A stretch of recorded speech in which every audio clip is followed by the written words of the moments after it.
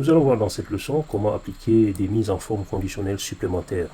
Donc pour cela, nous allons sélectionner la page qui nous intéresse ici.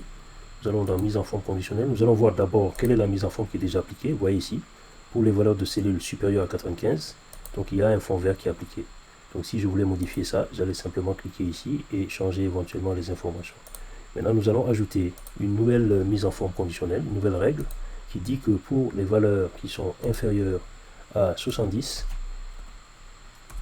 je les veux en rouge. Donc c'est déjà sélectionné le rouge. Donc je vais faire OK et ça va s'appliquer automatiquement.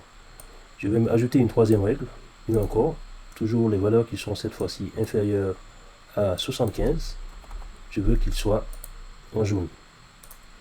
OK, mais déjà on constate que le rouge est parti, alors que les valeurs qui sont inférieures à 70 devraient être en fait en rouge.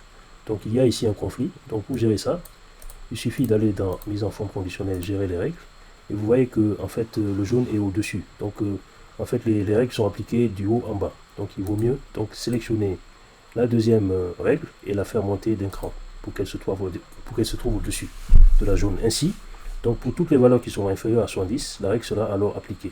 Inférieure à 75, elle sera en jaune, et les valeurs seront en jaune, et supérieure à 95 en vert. Donc si j'applique ici, et je fais OK, et vous voyez, effectivement, nous avons ici tout ce qui est inférieur à 70 se trouve donc en rouge. Si je passe ici à 71, automatiquement ça devient jaune. De même ici, quand je passe à 96 par exemple, ça devient vert.